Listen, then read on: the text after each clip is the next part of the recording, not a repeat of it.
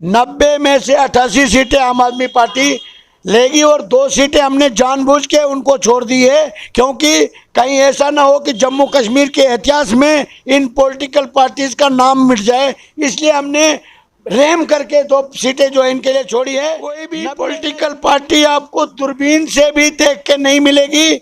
यहाँ पर सिर्फ और सिर्फ झाड़ू और पोंछा, झाड़ू लगेगा और पोंछा लगेगा। यहाँ पर किसी को ये भी अधिकार नहीं रहेगा कि वो अपनी जमानत भी बचाने के काबिल नहीं रहेगा। वो आपकी लहर डा रही है कहर, और क्या इस बार आएगा झाड़ू और छाएगा झाड़ू? ये लहर जो है अभी हमारे जम्मू में चल रही है अगर मैं बात करूं तो, क्योंकि कल भी हमने आपको एक रिपोर्ट दिखाई थी जिसके मुताबिक बहुत से ऐसे फेसेस हैं, जाने माने ऐसे फेसेस, बहुत सी पॉलिटिकल पार्टीज के लीडर की बात करें, वो जो है आपका दामन थाम रहे हैं। यानी आपका दामन, आम आदमी पार्टी का दामन, यानी बदलाव के लिए वोट। और बीजेपी की जहां तक बात करते हैं, उन्हें ऐसे लग रहा था कि ऑपोजिशन की पार्टियां जो है वो दूरबीन से भी नहीं दिखती, लेकिन अभी आपका कहर इतना लगातार भारी अब लग रहा है कि वही जो है उन्हें असल में टक्कर देने वाली है। और बात करने के लिए सेवा सिंह बाली हैं, और सेवा सिंह बाली जो है आम आदमी पार्टी की बात करें, उनके साथ जुड़े हैं जब जम्मू में जो है उनकी पार्टी लॉन्च हुई थी। और सेवा सिंह बाली जी से मैं जानना चाहूंगी, सर एक सवाल मेरा रहेगा पुराने टॉपिक को लेकर, क्या आपको क्या लगता है कि झाड़ू की जो लहर है वो एसपीओ के बारे में बात करेगी जब आपकी पार्टी जो है जीत जाती है? क्योंकि अभी कहा यह जा रहा है कि जो आम आदमी पार्टी है वो भी बहुत सी सीटें जो है वो जीत सकती है।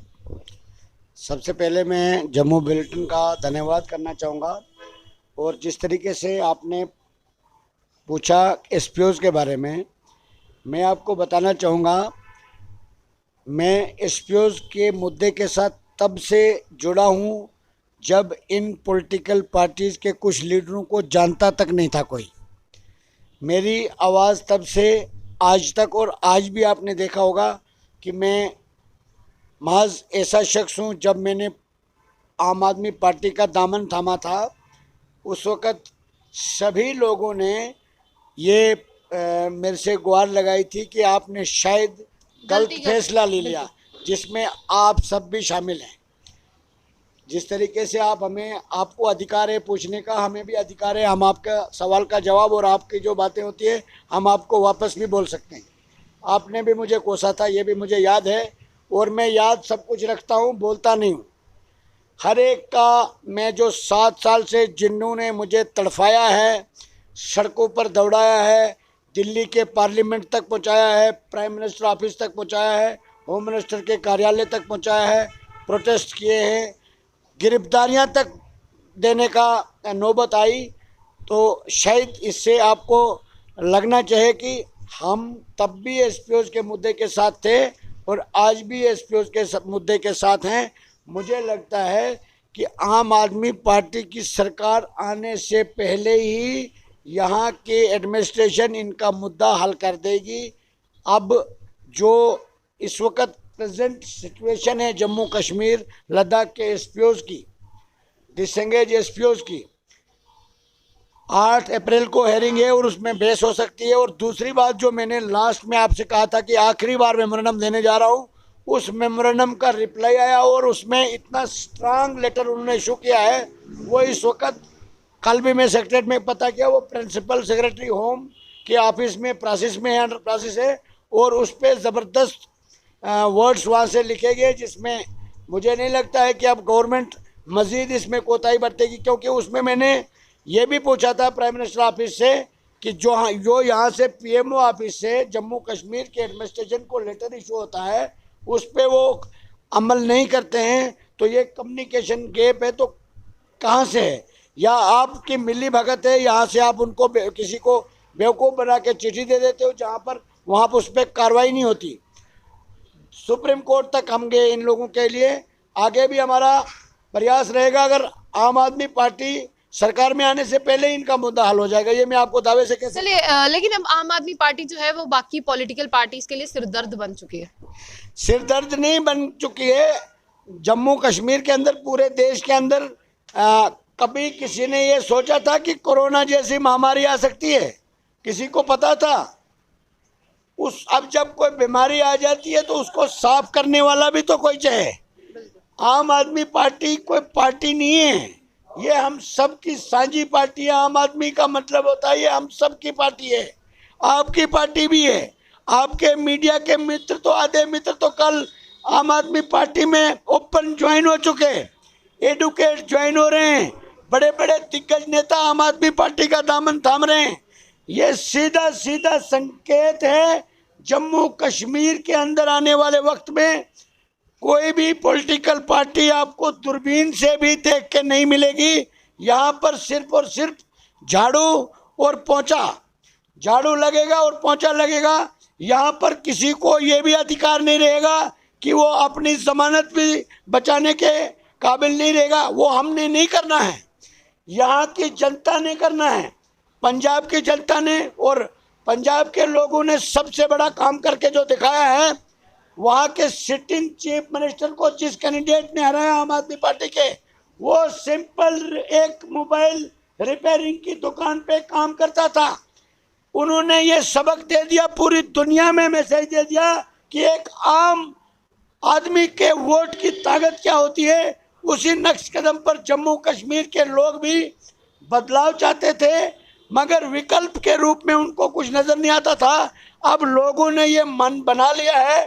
मैं आपको बताना चाहूँगा, आपने जम्मू की बात कही, मैं कुपवाड़ा में गया था, बारामूला में गया था, बडगाम में गया था, श्रीनगर में गया था, अनंतनाग में गया, किश्तवाड़ में गया, पुंछ में गया, राजौरी में गया, अभी ये कुछ दिनों की बात, रामबन डिस्ट्रिक्ट में गया, बटोत में गया।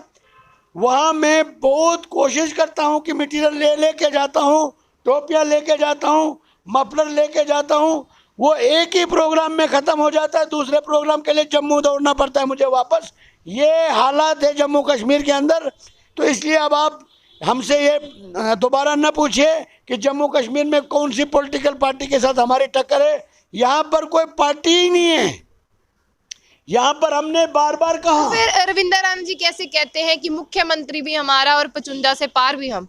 रविंदर राणा साहब एक कदावर नेता है, भारतीय जनता पार्टी के प्रेसिडेंट हैं और उनको ये अधिकार है। मैंने भी आप ही के चैनल में कहा था कि मुझे जम्मू कश्मीर का लेफ्टिनेंट गवर्नर बना दीजिए। सपने लेना कोई भी ले सकता है। अलबत्ता एक बात आपको ये बता दूंगा, आज भी बताऊंगा, जिस दिन काउंटिंग होगी उस दिन भी आपके सामने इंट्रो दूंगा। 90 में से 88 सीटें आम आदमी पार्टी लेगी और 2 सीटें हमने जानबूझ के उनको छोड़ दी है, क्योंकि कहीं ऐसा ना हो कि जम्मू कश्मीर के इतिहास में इन पॉलिटिकल पार्टीज़ का नाम मिट जाए। इसलिए हमने रहम करके 2 सीटें जो इनके लिए छोड़ी है। 90 में से 88 सीटें आम आदमी पार्टी जम्मू कश्मीर के अंदर लेगी। और जम्मू कश्मीर के अंदर जो पिछले 70 साल से यहाँ के लोगों के साथ नाइंसाफ़ी हुई है, उसको आम आदमी पार्टी झाड़ू लगाएगी, पोंछा लगाएगी और उस गंद को साफ करके एक साफ सुथरी सरकार देगी। और हर एक गरीब के घर तक जो उसका हक बनता है, जिसके लिए वो डिजर्व करता होगा, आम आदमी पार्टी का कार्यकर्ता उसके घर के दरवाजे तक उसको उसका जो हक बनता है पहुंचाने का काम करेगा। और आम आदमी पार्टी का हर एक कार्यकर्ता सक्षम है, हर स्थिति का मुकाबला करने के लिए तैयार है। अभी तो शुरुआत है, अभी तो हमने सिर्फ ज्वाइनिंग शुरू की है।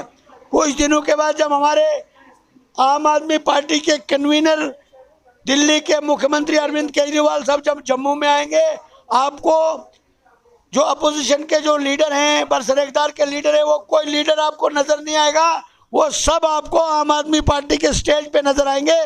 थोड़ा सा इंतजार कीजिए मैडम जी, सारे सवालों का जवाब जनता सेवा सिंह बाली से बेहतर जान चुकी है और वो देगी। आने वाला वक्त आप भी देखेंगे। और हम आपसे भी अपील करना चाहेंगे कि जिस तरीके से बाकी मीडिया के मित्र आम आदमी पार्टी में शामिल हुए हैं, आप भी दिल खोल के आम आदमी पार्टी में आइए।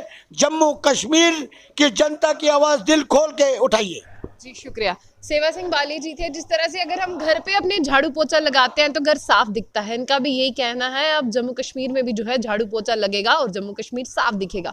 और एक बात और एक तर्क इनका बहुत सही है कि लोगों को विकल्प के रूप में कुछ दिखाई नहीं दे रहा था, लगता है अब सबको झाड़ू दिखाई दे रहा है विकल्प के रूप में। और जिस तरह से आप देख रहे हैं कि पंजाब की एक लहर के बाद में जम्मू में लगातार आम आदमियों की बात करें, चाहे वो लड़कियां हो, चाहे वो लड़के हों और चाहे वो कोई भी आम व्यक्ति हो, वो जो है आपका दामन दामन थाम रहा है। देखते हैं आपका दामन किस तरह से जो है जम्मू कश्मीर में नई क्रांति लाता है। तो ऐसी और भी अपडेट्स के लिए देखते रहिए जम्मू बुलेटिन। आशिया खान के साथ अल्लाह हाफ़िज़।